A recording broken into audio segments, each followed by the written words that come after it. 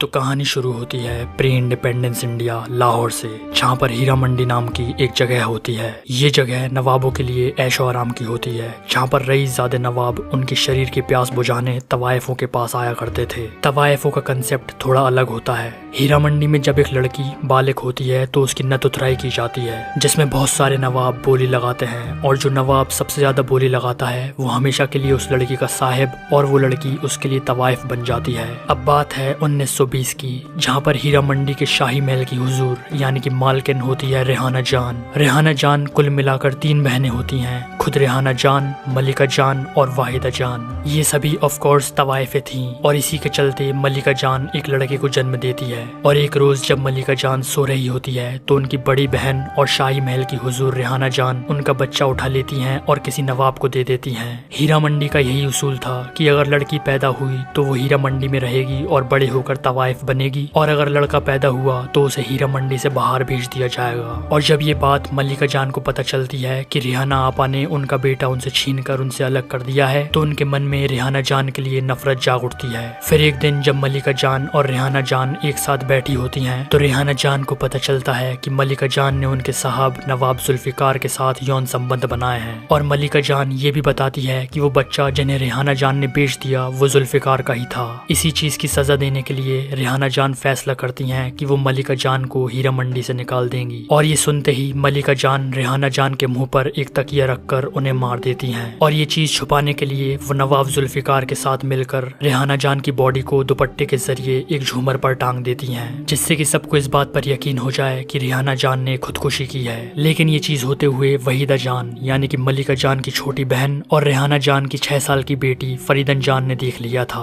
फरीदन जान क्योंकि वो छोटी थी, उन्हें मलिका जान कलकत्ता के एक चौधरी साहब को बेच देती हैं, और इस राज को राज रखने के लिए वहीदा जान मलिका जान से खाबगाह उनके नाम करवाने का बोलती हैं। खाबगाह शाही महल के बिल्कुल बगल में ही एक कोठी होती है, और वहीदा जान चाहती थी कि अगर उन्हें ये राज छुपाना है तो मलिका जान को ये कोठी उनके नाम करनी होगी। और फिर जब एक दिन वहीदा जान खाबगाह के कागज मलिका जान के पास लाती हैं उनके दस्तखत लेने के लिए, तो मलिका जान मना कर देती हैं, और नवाब जुल्फिकार उसी पेन से वहीदा जान का चेहरा काट देते हैं, जिसकी वजह से उनके चेहरे पर ये कट हमेशा हमेशा के लिए लग जाता है। पुलिस केस की जांच परख करने के लिए मलिका जान को जेल में बंद कर देती है और केस की फाइल बना देती है। लेकिन नवाब जुल्फिकार इंस्पेक्टर को ढेर सारी रिश्वत देते हैं, जिससे वो मलिका जान को छुड़वा लेते हैं, और उस फाइल को भी मलिका जान को दे देते हैं, जिससे कि वो केस वहीं पर बंद हो जाता है। अब यहाँ से कहानी 25 साल बाद शिफ्ट होती है, जहाँ पर अब हीरा मंडी की हुजूर होती है मलिका जान। मलिका जान की 2 बेटियां होती हैं, बिब्बो जान जो कि ऑलरेडी एक तवाइफ बन चुकी होती हैं, जिनके साहिब का नाम होता है नवाब औली, और दूसरी आलमजेब जो कि अब बड़ी हो चुकी हैं और उनकी तवाइफ बनने की बारी आने वाली होती है। मलिका जान की बहन वहीदा जान आज भी इस उम्मीद में होती हैं कि कब वो खाबगाह को उनके नाम करेंगी। मलिका जान की बेटी आलमजेब तवाइफ नहीं बनना चाहती थी, उन्हें किताबें पढ़ने और शेर व शायरी का बहुत ज्यादा शौक था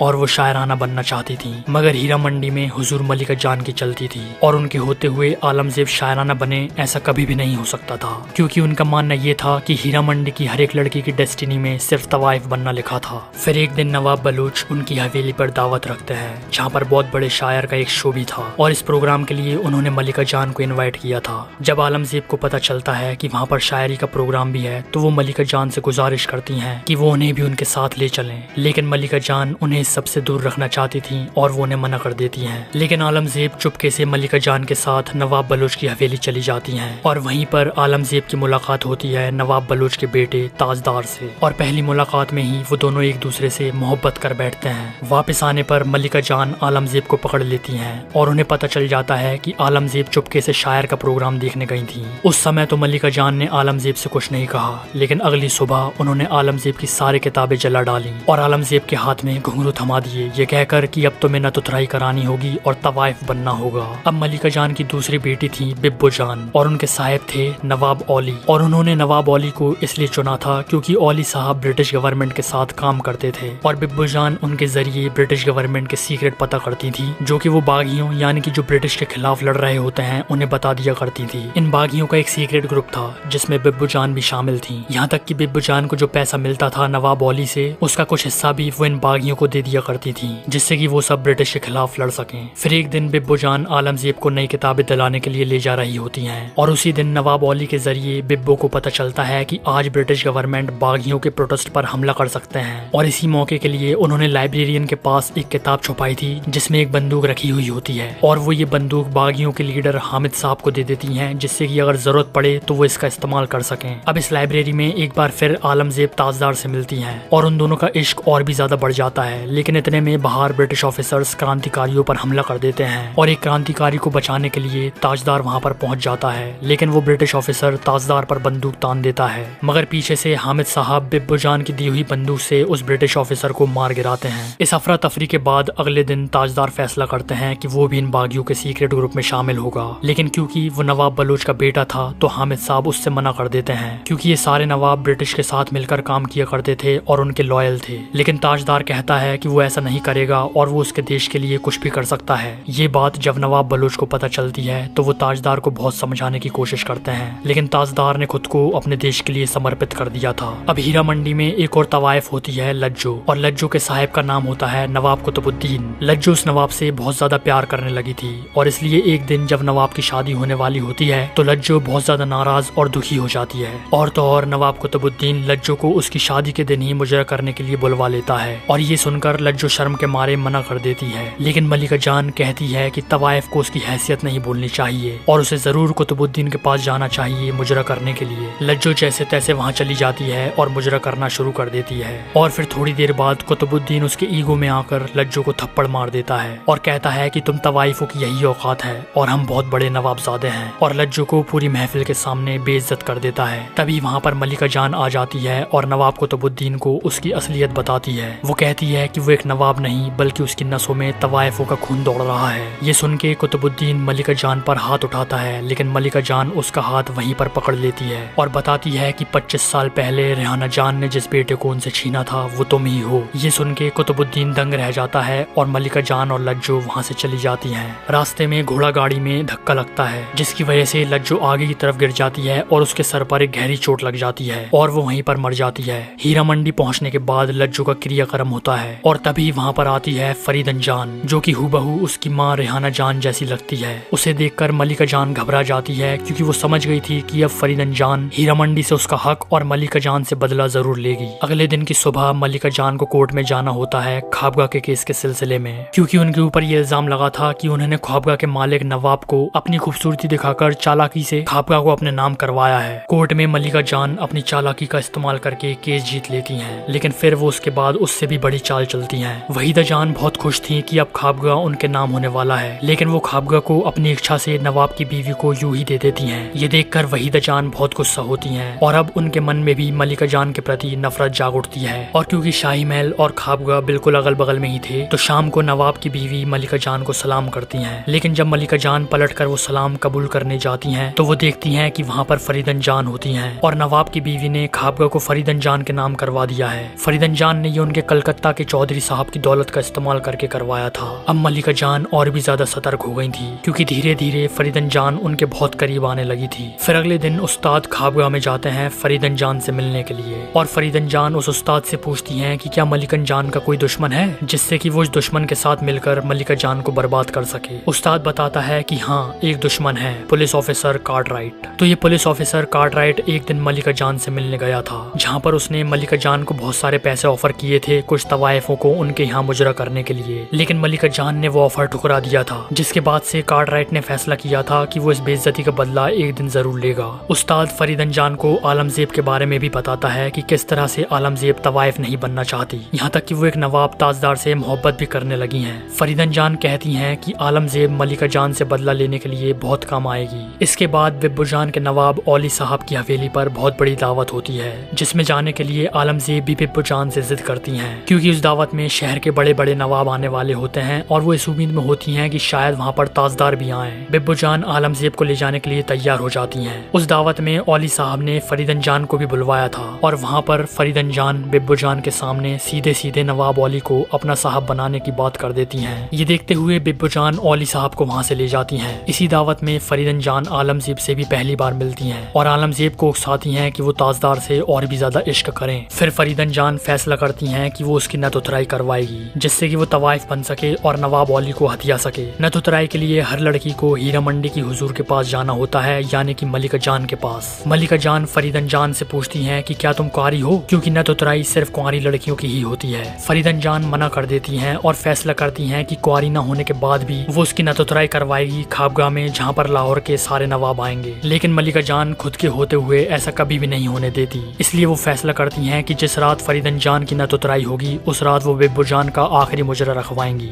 क्योंकि हीरा मंडी में जब भी किसी तवाइफ का आखिरी मुजरा होता है तो सारे नवाब वहीं पर जाते हैं, और इसी के चलते फरीदन जान की नतोतराई में एक भी नवाब नहीं आएगा। और होता भी ऐसा ही है। बिब्बो जान के आखिरी मुजरे के लिए सारे नवाब शाही महल जाते हैं और फरीदन जान खाबगाह में अकेली पड़ी रहती हैं। अब मलिका जान और फरीदन जान में दुश्मनी और भी ज्यादा बढ़ रही होती है, इसलिए फरीदन जान कार्टराइट के पास जाती हैं और उससे कहती हैं कि वो रिहाना जान का 25 साल पुराना केस फिर से खोल दे, जिससे कि मलिका जान को सजा हो। अगले दिन नवाब जुल्फिकार मलिका जान से मिलने के लिए जाते हैं, क्योंकि उन्हें पता चल गया था कि फरीदन जान कार्टराइट के साथ मिलकर रिहाना जान का केस फिर से खुलवाना चाह रही है। लेकिन कार्टराइट के बहुत ज्यादा ढूंढने पर भी वो फाइल पुलिस स्टेशन में कहीं भी नहीं मिलती। और मिलती भी कैसे, क्योंकि 25 साल पहले वो फाइल तो नवाब जुल्फिकार ने रिश्वत देकर पुलिस इंस्पेक्टर से ले ली थी और मलिका जान को दे दी थी, और मलिका जान ने वो फाइल वहीदा जान को दे दी थी। और जब मलिका जान पूछती हैं कि वो फाइल कहाँ पर है तो वहीदा जान झूठ बोल देती हैं कि उन्होंने वो फाइल उसी वक्त जला दी थी। मलिका जान ये सुनते ही चैन की सांस लेती हैं, क्योंकि उन्हें लगा कि अब जब फाइल जली चुकी है तो केस कभी खुलेगा ही नहीं। फिर एक दिन वहीदा जान उनके साहिब को उनकी बेटी शमा के साथ इश्क लड़ाते हुए देख लेती हैं, और ये बात वो मलिका जान को बताती हैं कि ये बिल्कुल भी सही नहीं है। लेकिन मलिका जान कहती हैं कि हीरा मंडी को नवाबों की जरूरत है, वो तुम लाओ या तुम्हारी बेटी, उससे फर्क नहीं पड़ता। ये बात सुनते ही पानी वहीदा जान के सर के ऊपर से निकल जाता है और वो खाबगाह में फरीदा जान के पास चली जाती हैं और कहती हैं कि वो कार्टराइट के सामने गवाह बनने के लिए तैयार हैं। लेकिन जब कार्टराइट वहीदा जान से पूछता है कि क्या तुमने देखा था उस रात मलिका जान को रिहाना जान को टांगते हुए, तो वहीदन जान कुछ नहीं बोलती।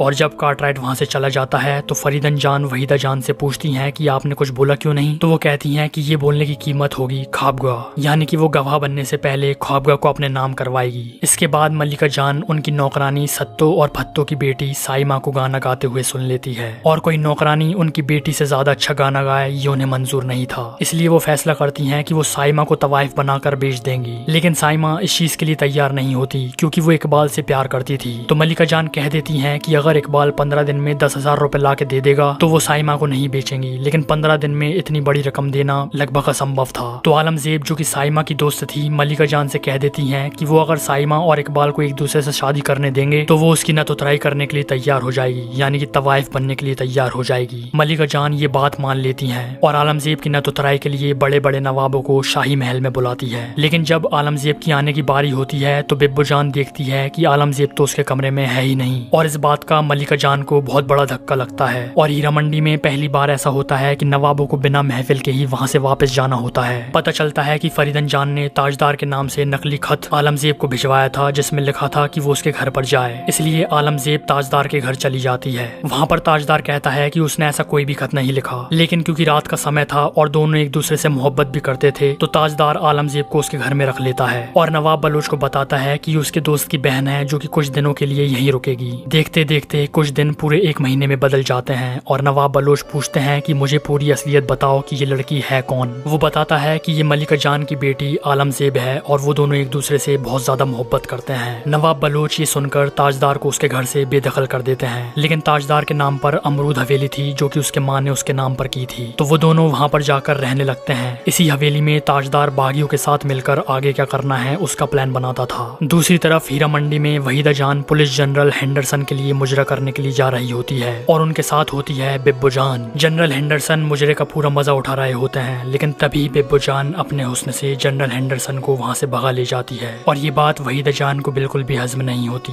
और इसी गुस्से में वहीदा जान उनका सामान लेकर फरीदन जान के यहाँ खाबगाह में रहने के लिए चली जाती हैं और फरीदन जान से कहती हैं कि मैंने आज भी रिहाना जान की फाइल संभाल कर रखी हुई है। और ये सुनते ही फरीदन जान बहुत ज्यादा खुश हो जाती हैं और वहीदा जान से कहती हैं कि वो फाइल उसको ला के दें। वहीदा जान ने वो फाइल शाही महल में जमीन में गाड़ रखी थी। वो उस फाइल को निकालती हैं और फरीदन जान को दे देती हैं और वो कहती हैं कि वो मलिका जान को पूरी तरह से बर्बाद कर दे। वहीं बिब्बो जान ने जनरल हेंडरसन को इसलिए अपने हुस्न के जाल में फंसाया था क्योंकि वो ब्रिटिश गवर्नमेंट के सीक्रेट्स जानना चाहती थी, जिससे कि वो सीक्रेट्स बागियों को बता सके। बिब्बो जान को जनरल हेंडरसन के साथ रहकर बहुत सारी बातें पता चलती हैं, जिसमें सबसे महत्वपूर्ण बात ये थी कि ब्रिटिशर्स हथियारों का एक कंटेनमेंट लाहौर में ला रहे थे। और ये बात बिब्बो जान बागियों को बता देती है और वो सब मिलकर एक प्लान बनाते हैं कि वो ये हथियार चुरा लेंगे और ब्रिटिशर्स के खिलाफ ही इस्तेमाल करेंगे। जब ये सारे बागी वो हथियार चुराने के लिए जाते हैं तो उनमें से एक उन्हें धोखा दे देता है, जिसकी वजह से वो मुसीबत में पड़ जाते हैं, लेकिन जैसे तैसे फिर भी वो वहाँ से बच के निकल जाते हैं। इसी बीच मलिका जान कुछ दिनों के लिए नवाब जुल्फिकार के पास जाती हैं, जिससे कि वो फरीदन जान के खिलाफ कुछ ऐसी चीजें निकलवा सकें जिसका इस्तेमाल करके वो उसे ब्लैकमेल कर सके। और नवाब जुल्फिकार अपने कनेक्शंस का यूज करके पता लगा लेते हैं कि फरीदन जान ने बहुत लोगों को लूटा है और फ्रॉड किए हैं और उनके खिलाफ बहुत सारे मुकदमे चल रहे हैं। मलिका जान ये सबूत लेके फरीदन जान के पास जाती हैं और कहती हैं कि अगर उन्होंने रेहाना जान की फाइल पुलिस को दी तो वो ये सबूत भी पुलिस में दे देंगी, जिससे कि उन्हें भी उम्र कैद हो जाएगी। ये सुनते ही बाजी पलट जाती है और फरीदन जान कार्टराइट से उनका केस वापस ले लेती हैं, लेकिन वो कहती हैं कि आप अपनी तरफ से केस चालू रखें और इसके बदले वो बागियों का पता कार्टराइट को बता देती है, जो कि अमरूद हवेली होता है। और ये उसे इसलिए पता था क्योंकि उसे आलमजेब का ठिकाना पता था। कार्टराइट पुलिस फोर्स के साथ जैसे ही वहाँ पर पहुँचता है तो आलमजेब उन्हें ऊपर से ही देख लेती है और वो सभी सबूतों को छुपाने की कोशिश करती है, लेकिन वो सारे सबूतों के साथ पकड़ी जाती है। फिर पुलिस नवाब बलोच और ताजदार को पुलिस स्टेशन बुलाते हैं और ताजदार से पूछते हैं कि क्या तुम इस लड़की के साथ मिले हुए हो। तो ताजदार मना कर देता है क्योंकि हामिद साहब ने कहा था कि तुम्हारे लिए देश ज्यादा कीमती है या तुम्हारी मोहब्बत, और किसी भी मोहब्बत से ऊपर ताजदार ने देश को रखा। अब आलमजेब जेल में बंद थी और उसको छुड़ाने के लिए मलिका जान वहाँ पर जाती है और कार्टराइट को मौका मिल चुका था मलिका जान से बदला लेने का। मलिका जान कार्टराइट को पैसे, जेवर सब कुछ देती है, लेकिन कार्टराइट नहीं मानता और कहता है कि उसे मलिका जान की इज्जत चाहिए। और इसके बाद कार्टराइट 4 पुलिस वालों के साथ मिलकर मलिका जान की इज्जत लूटता है और फाइनली आलमजेब को जेल से छोड़ देता है। फिर कुछ दिनों बाद ताजदार उसकी दादी के साथ हीरा मंडी जाता है आलमजेब का हाथ मांगने के लिए और आखिरी में मलिका जान जैसे तैसे मान जाती है और शादी की तैयारियां शुरू हो जाती है। लेकिन नवाब बलोच को ये मंजूर नहीं था कि उसके खून में किसी तवाइफ का खून मिले, इसलिए वो कार्टराइट को फोन करके बता देता है कि उसका बेटा एक बागी है और वो उसको पकड़ ले जाएं। जिसके बाद कार्टराइट ताजदार को बहुत ज्यादा टॉर्चर करता है सारे बागियों का नाम बताने के लिए, लेकिन ताजदार कुछ भी नहीं बताता और वो इनकलाब जिंदाबाद के नारे लगाते लगाते मर जाता है। वहीं दूसरी तरफ जनरल हेंडरसन एक स्पीच दे रहे होते हैं जिसमें बिब्बू जान भी बैठी हुई होती है और बिब्बू जान फैसला करती है कि वो सबके सामने जनरल हेंडरसन को गोली मार देगी और वो ऐसा ही करती है, जिसके बाद पुलिस उसे पकड़ ले जाती है और अगले दिन ब्रिटिश गवर्नमेंट बिब्बू जान को मारने का ऑर्डर दे देते हैं। अब इस समय तक सबको समझ आ गया था कि आपस में लड़ने से कुछ नहीं होने वाला, असली दुश्मन तो ये ब्रिटिश गवर्नमेंट है। और हीरा मंडी की सारी तवाइफें फैसला करती हैं कि वो मिलकर एक साथ ब्रिटिश सरकार के खिलाफ एक मोर्चा निकालेंगी। तभी उस्ताद एक प्रस्ताव लेकर आलमजेब के पास आता है और कहता है कि वो मोर्चे वाले दिन कार्टराइट को तुम्हारे पास भेजेगा, क्योंकि कार्टराइट को उसके साथ संबंध बनाना था। और उस्ताद आलमजेब को एक बंदूक देता है और कहता है कि जब कार्टराइट उसके पास आएगा तो उसे गोली मार देना, जिससे कि उसका ताजदार का बदला पूरा हो जाएगा। और आलमजेब ऐसा ही करती है। इधर ब्रिटिश गवर्नमेंट बिब्बू जान को गोली मार देती है और बिब्बू जान पहली तवाइफ बनती है जो कि देश के लिए शहीद हुई हो। ये तवाइफों की कहानी थी जिन्होंने भारत देश की आजादी में उनका भी हिस्सा दिया था, लेकिन तवाइफ होने की वजह से सभी लोगों ने उनका ये बलिदान भुला दिया। मुझे बहुत ज्यादा उम्मीद है कि तुम्हें ये नरेशन अच्छा लगा होगा। एक बार कमेंट सेक्शन में जरूर बताना कि नरेशन स्टाइल कैसा था। वीडियो को लाइक जरूर कर देना और इस वाली वीडियो पर क्लिक करके जरूर देख लेना, बहुत ही ज्यादा इंपॉर्टेंट वीडियो है। और देखते रहिए सुपर नेस्ट।